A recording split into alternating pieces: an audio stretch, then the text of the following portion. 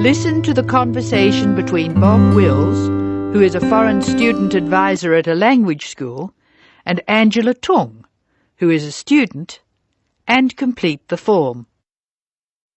First, you have some time to look at questions 1 to 8 on the form now.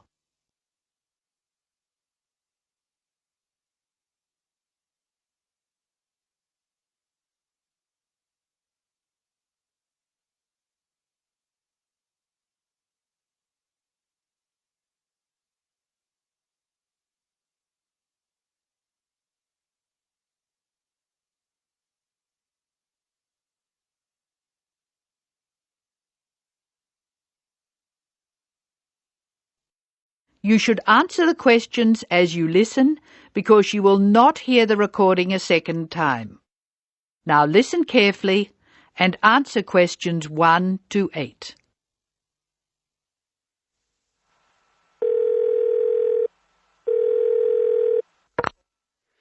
Hello, Foreign Student Advisor's Office. This is Bob Wills speaking. Can I help you? It's Angela Tung here, Bob. I'd like to make a request for special leave. Can I do that over the phone? Hello, Angela. You can make that request by phone, but I'll have to fill the form out. Let me get the special leave form. OK, here it is. Tell me your student number, please. It's H for Harry, 5712. H5712. OK. What's your address, Angela? I live at 10 Bridge Street, Tamworth. 10 Bridge Street, Tamworth. And your phone number? The telephone number's 8106745. Thanks. What course are you doing? I'm in the writing class. Writing. Who's your teacher this term? Mrs. Green. She spells her name like the colour. Thanks. When does your student visa expire? Let me look. July 15. July 15. OK. Which term do you want to take leave? Do you want dates? First, I have to write a term number. When do you want to take leave? In term 1. OK. Term 1. Now, can you tell me what are the exact dates? I'd like to be away May 31 to June 4. OK, I've got that. You'll miss 4 working days between May 31 and June 4. Is that right? Only 3. I'll be away over a weekend. I'll be back at my classes on June 5, so that's 3 days away. Look at questions 9 to 12.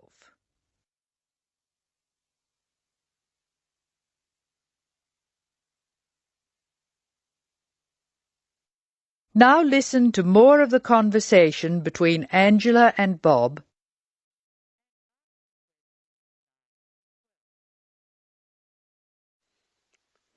Why do you want to take leave, Angela? I'm going to visit my Aunt May. She's my mother's sister. She and her husband are my guardians while I'm here. Where do they live? About 50 kilometres from here, near Armadale. Do you have to take so long if they live nearby? My mother is coming with me. She's come for a holiday, so she wants to have some time with May.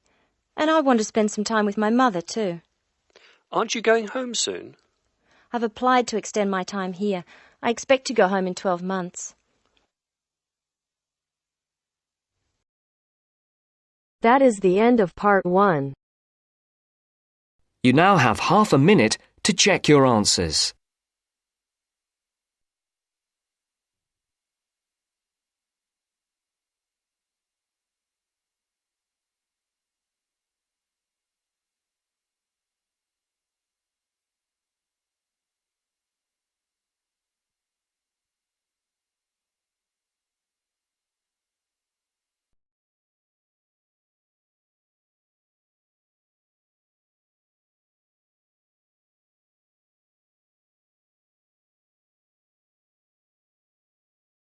Now turns to part 2. Part 2. You will hear Joanne describing her home city of Darwin in Australia. to a man called Rob, who hopes to go there. First, you have some time to look at questions 11 to 15.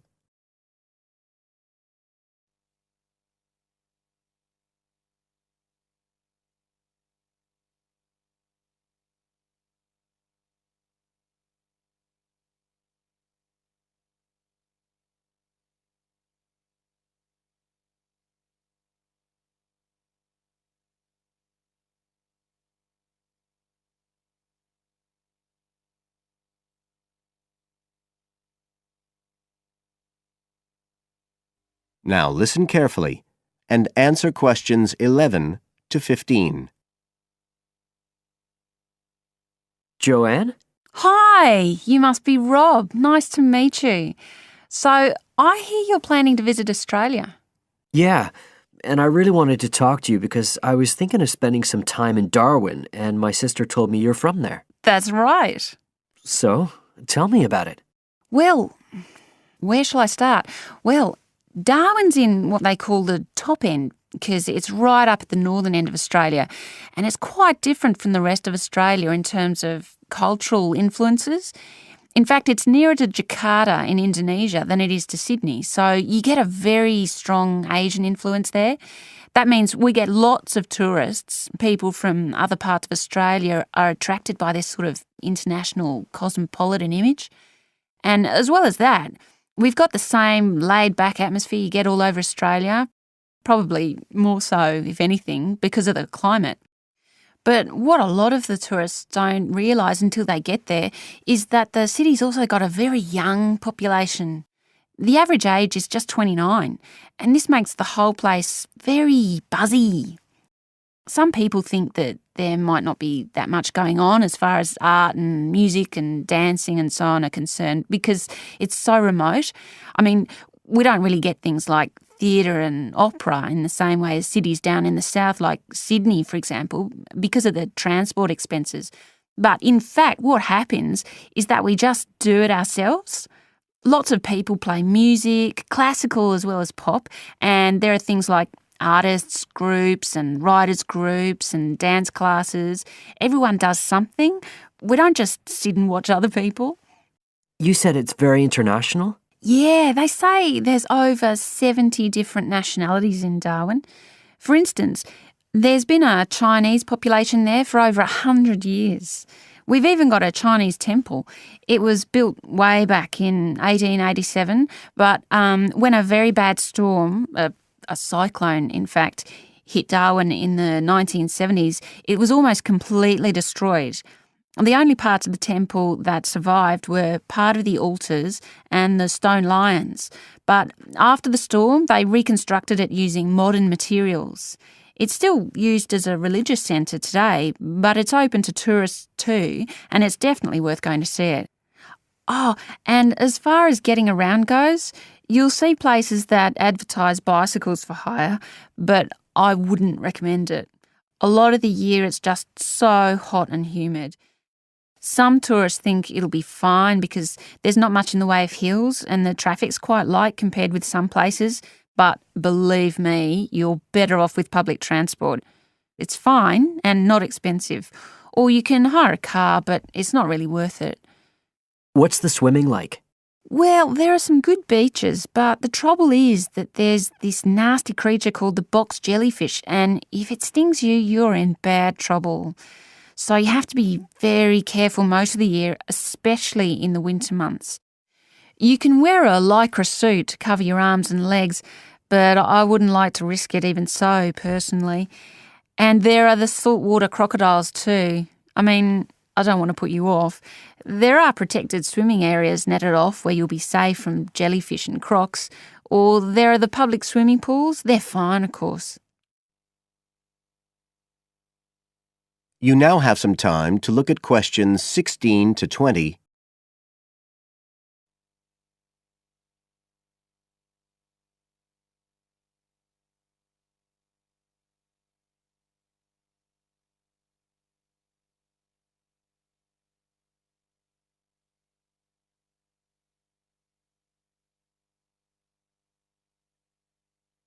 Now listen and answer questions 16 to 20.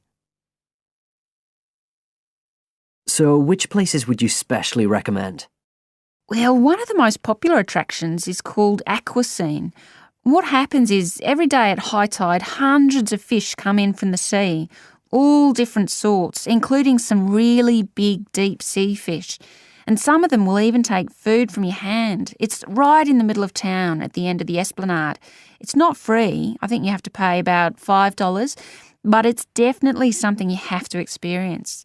Then, of course, Darwin has a great range of food.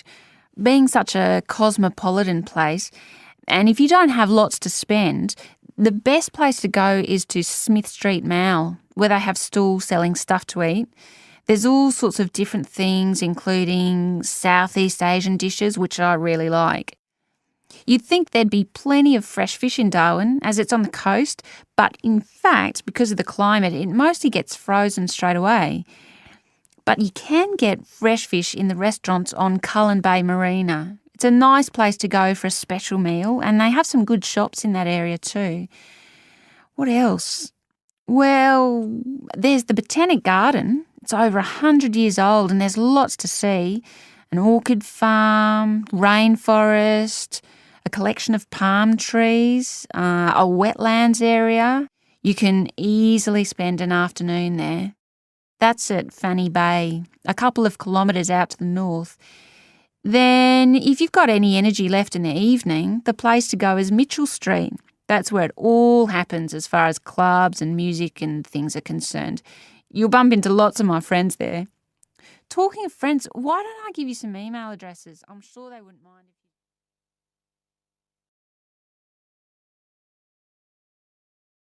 That is the end of part 2. You now have half a minute to check your answers.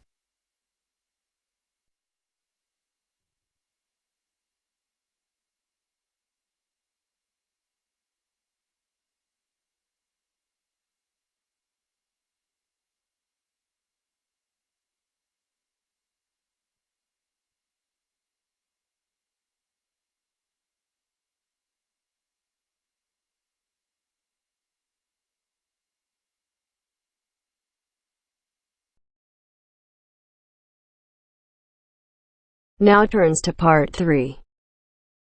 Part 3. You'll hear an introduction on the housing conditions in Chapmanville. First, you have some time to look at questions 21 to 24.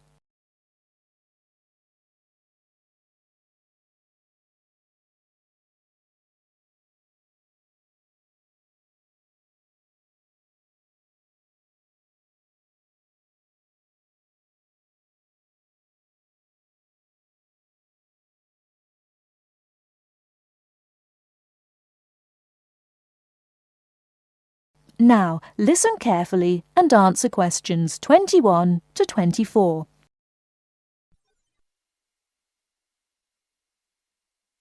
Listen carefully. Hi, I'm Gavin Murray. I'm the rental manager for the Central Chapmanville Real Estate Agency. I'm a real estate agent, much like any other, in that I help people buy and sell houses. But about half of my time is spent working to assist people in renting houses and flats. I've been in this business for a dozen years now, and I know the city very well, in terms of which areas are the better places to live and how much it costs to rent in these areas. Now, I normally divide Chapmanville into 3 areas in terms of rental prices. Generally speaking, the area in the northern part of the city is the low end of the spectrum, the cheapest housing. So if you're looking to spend as little as possible on rent, I suggest you look there. The most expensive area would be the eastern part of Chapmanville. Most people think it's the prettiest part of the metropolitan area because of all the hills and parks. As so many people desire to live there, housing prices tend to be quite high. The middle market in terms of price for accommodation is found in the city's western and southern areas. Now, let me give some examples of how much it will cost you to rent in these areas. Let's imagine you're a single person looking for a 1-bedroom flat. In eastern Chapmanville, you would be paying no less than $650 a month for such a flat. You won't find anything for less than that. But a lot of people pay as much as $1,100 per month or more. The higher-priced flats are usually the ones in the hills, which run through the east. They've got the best views of the city. A similarly sized flat in the west of the city and the south, two for that matter, would cost you at most $650. But there are many flats going for less, and if you look around a bit, you can find one for as little as $350. That's quite a reasonable rental price for most people.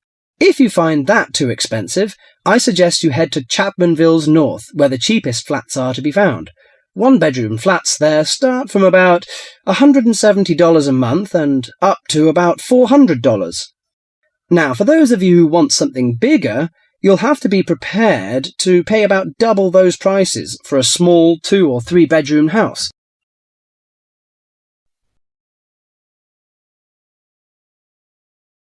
Before you hear the rest of the talk, you have some time to look at questions 25 to 30.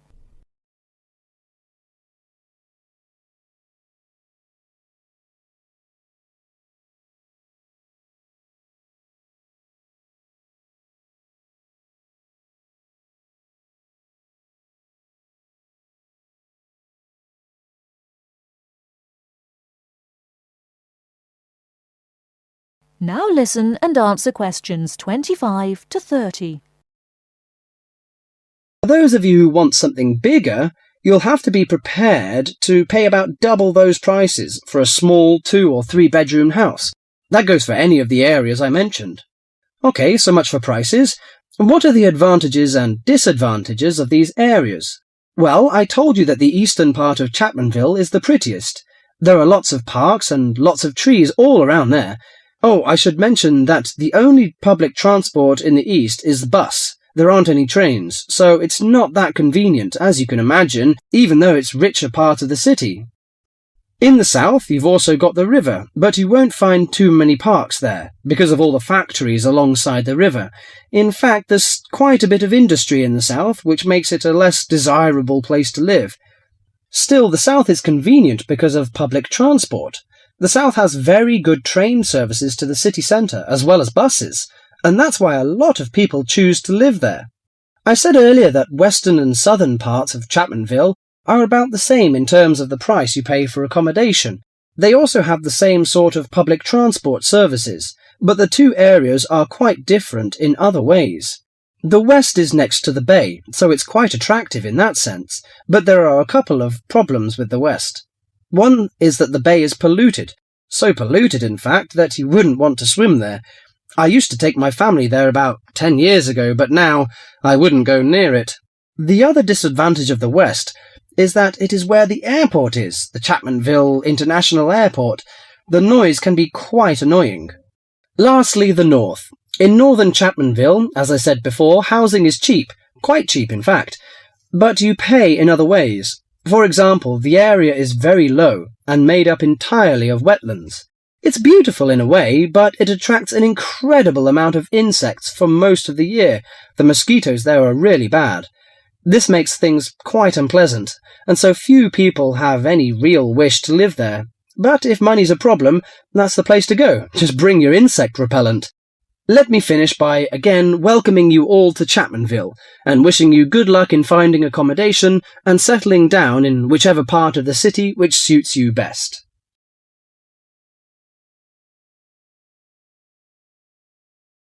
That is the end of part 3. You now have half a minute to check your answers.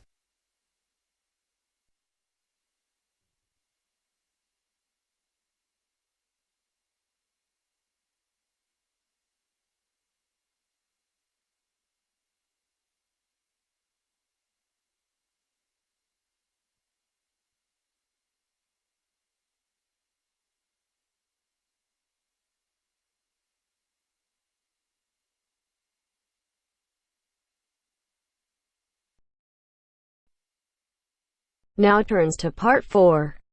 Part 4. You are going to hear a lecture on ecology. First, you have some time to look at questions 31 to 35.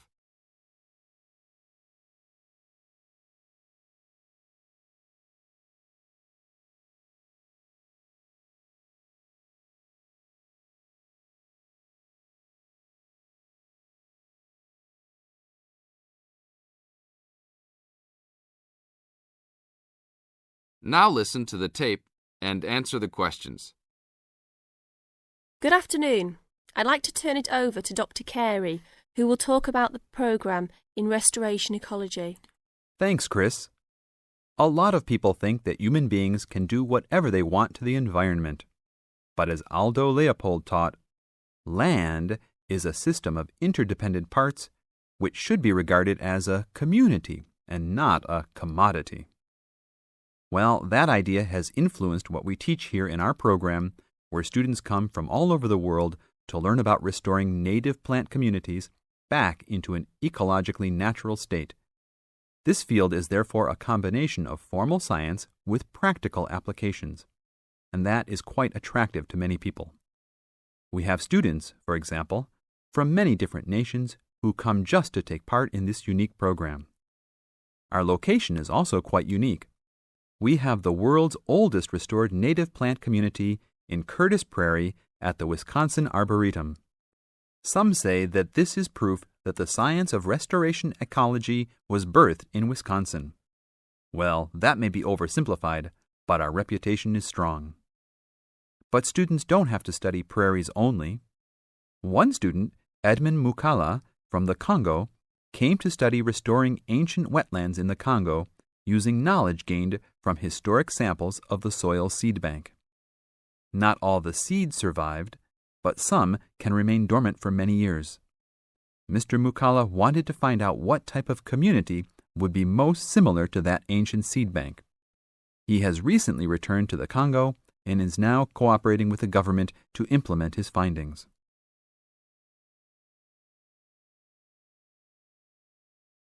Now look at questions 36 to 40.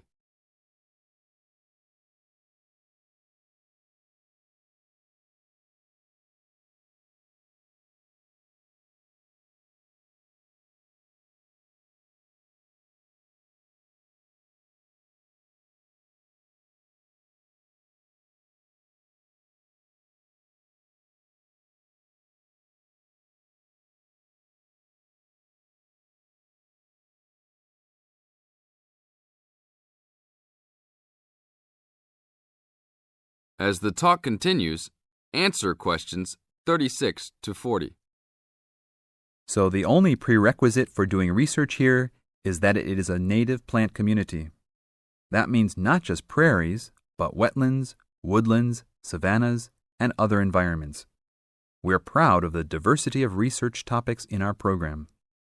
And we continue to grow. This year we have 32 new students from 8 different countries. When students first arrive, they begin rigid coursework in statistics, ecology, plant identification, and the theory of landscape change. Then they take part in internships at local conservation agencies such as the Arboretum, the Nature Conservancy, the Parks Department, and others. We find internships to be crucial in helping students apply the knowledge they have gained in the classroom. And we're proud to say that, since the beginning, we have graduated 277 students with master degrees from our programs and 122 students with PhDs. Some have gone on to bigger and better things. One graduate is now the director of the Worldwide Fund for Nature in China. Another is the director of Parks Development in California. And others now lead their own research departments in universities around the world.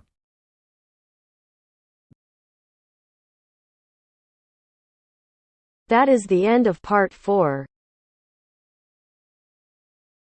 You now have half a minute to check your answers.